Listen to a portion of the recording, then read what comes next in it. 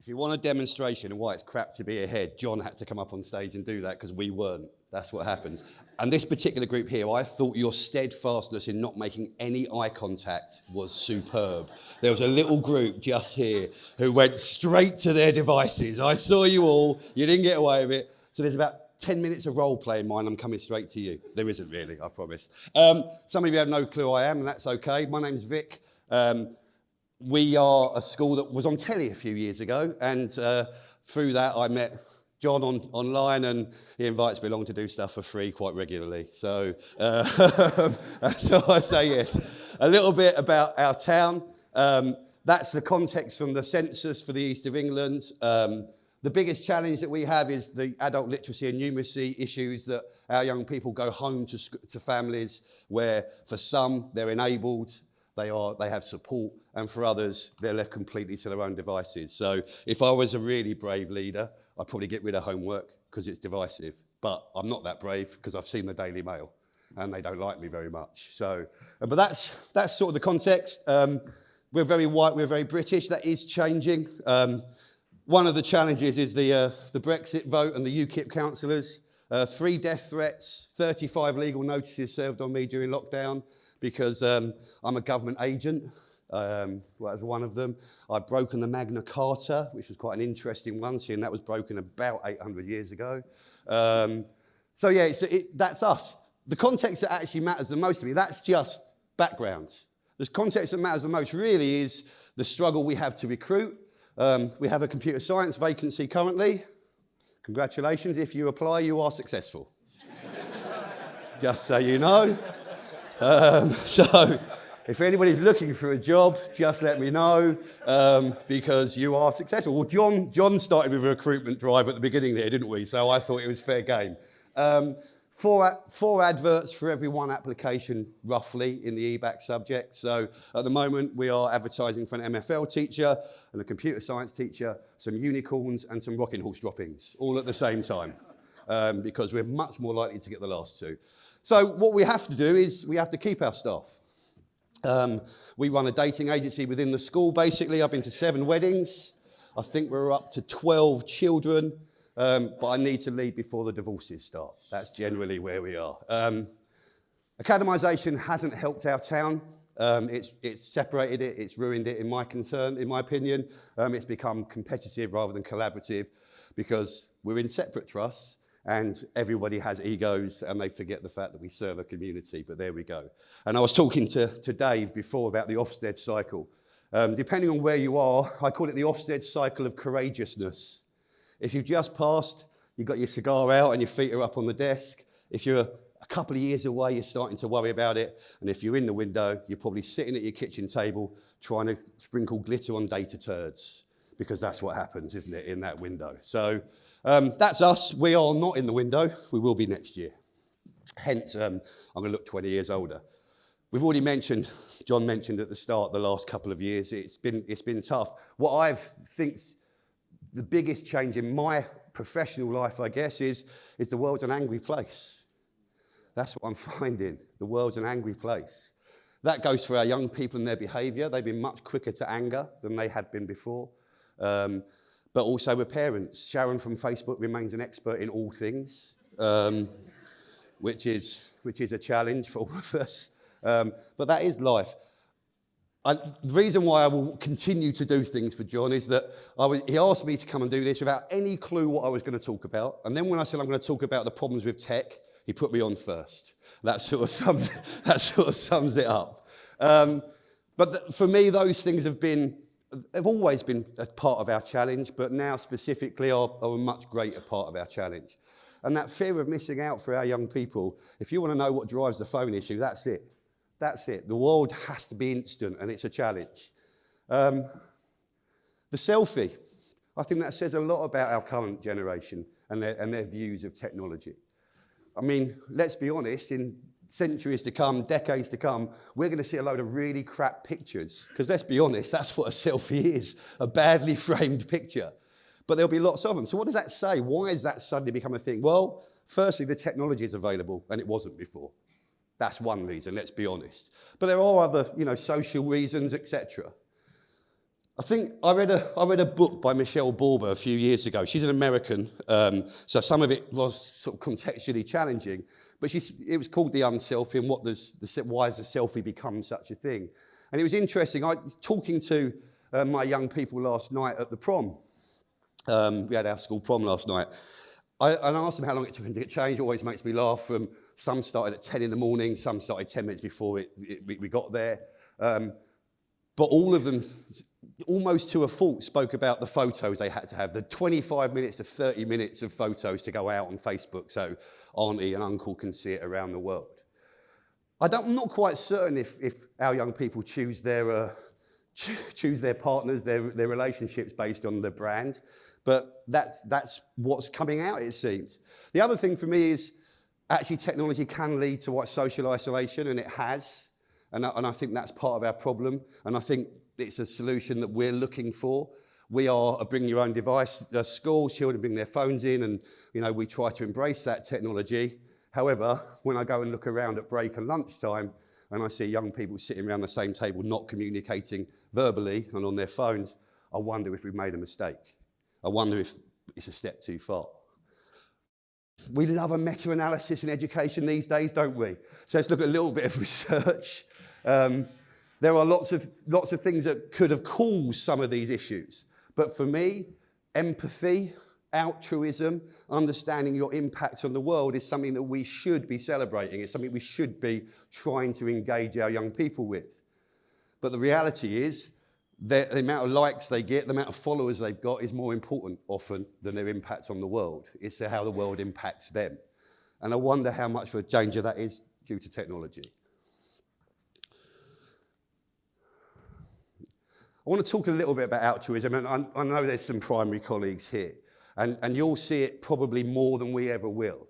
Young people just helping each other because they can, not because there's any reward into it. And I think as leaders in schools and people who engage in schools, what do we reward? What are the things that we reward in schools? Are we rewarding the right things? Or are we actually just creating an even more selfish world? Because these young people are thinking, what's in it for me? And I think that's something I'll come back to in a minute, but I think it's something that we all need to reflect on. If we're concerned about the direction young people are with their view of the world, well, it's our job to change that. So are we doing things with the best interests that aren't in their best interest, really? That was the biggest challenge for lockdown for me, not just for the children. The social isolation that happened for lots of our community was a real challenge. And actually, it was just as challenging for the staff, who were stuck at a screen, talking to children in their houses, but never connecting. I worry about, I don't run an office, it doesn't matter, but the connections that I have at school, the relationships I have is what gets me up and going into school every day. The laughter I have every single day without fail. But if I'm working at a screen and you're paying me X amount to just work at a screen, why would I not take the next one up to work for somebody else on the same screen? Well, I would. And I worry that that's something that we're going to grow in our young people. Device culture done badly means that they don't talk to each other. I don't know, I'm sure lots of you have got children. My son's now 19, so it's less of an issue, but only child.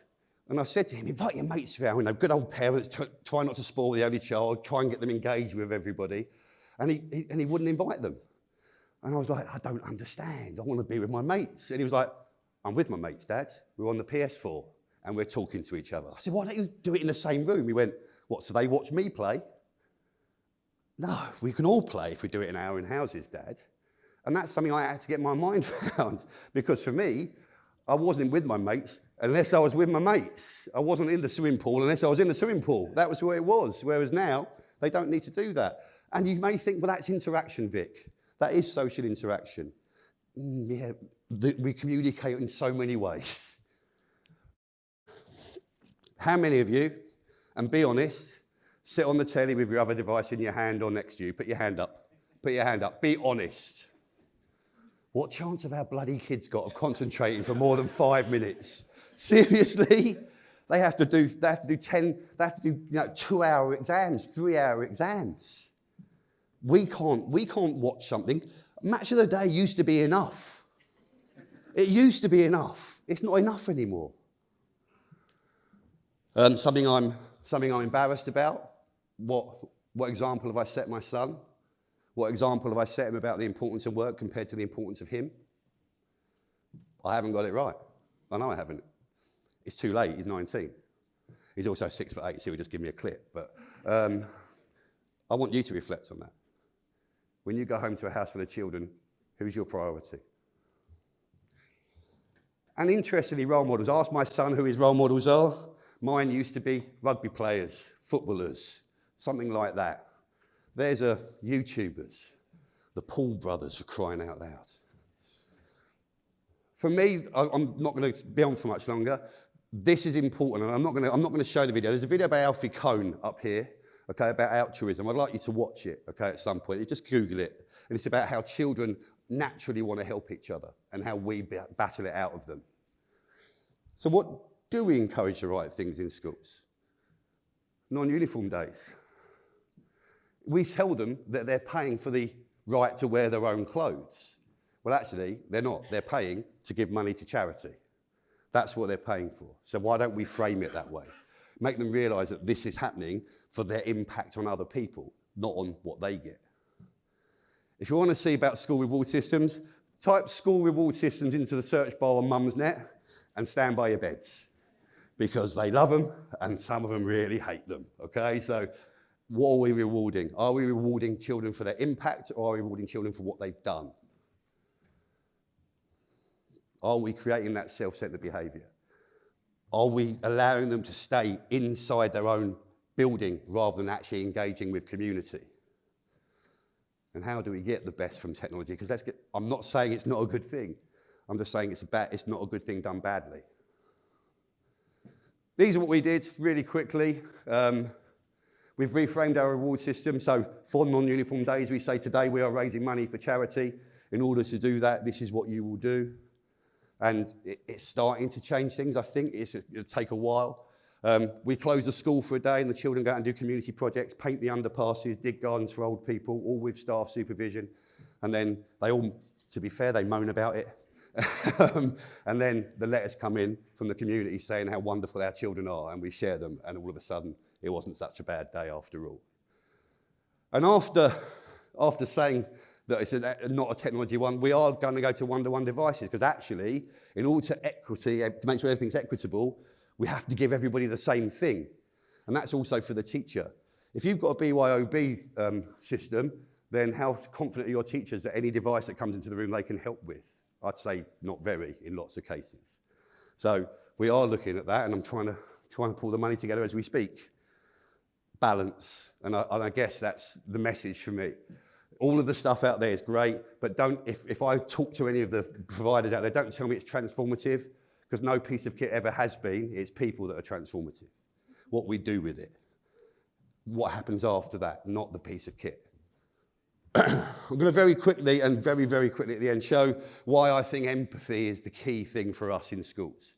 We have to create that atmosphere for growth. No matter what's happening in a children's life, we have to make sure that it's hot and warm and they can grow in it, rather than all the crap that's going on elsewhere. That's our job. So inclusion of all people, and that's the biggest challenge for the tech world for me. It's not about SEN, it's about poverty and how we manage poverty, because it's vital. And for me, that's the driver in our school. I'm going to give you a really small example. I'm going to ask you the question. We have lots of young people with autism at our school. Got one autistic young man who loves singing, wants to sing to everybody, but hates loud noises, hates uncontrolled environments. Asked if he could sing at whole school assembly, 1,200 children. Yeah, you can, because I trust those 1,200 children. This is Kieran walking into assembly. The volume is on, by the way. I asked them before he walked through the door, be quiet, this is what will happen. If we make too much noise, Kieran will have a meltdown. Our young people will have seen Kieran's meltdowns. So they sat in absolute silence. Imagine my heart rate at that second. Because I was potentially ruining Kieran's life. He has a meltdown in front of 1,200 children. They're never going to let him forget it. It's difficult. So that's him walking in.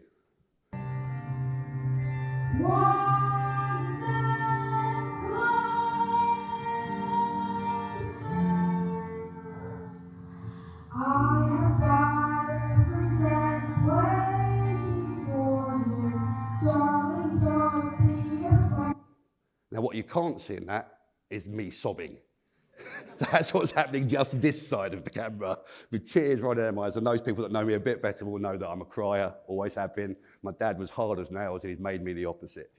And so he sings, and we ask him not to clap until he's got his ear defenders back on.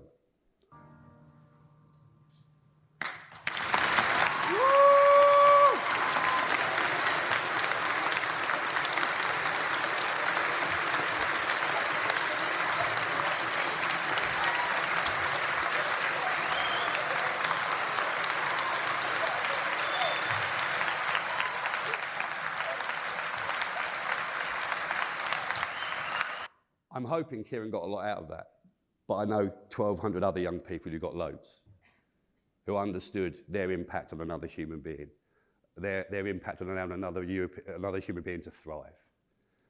So in all of our excitement around technology, let's make sure that we take everybody with us, and that's the challenge. Thanks very much.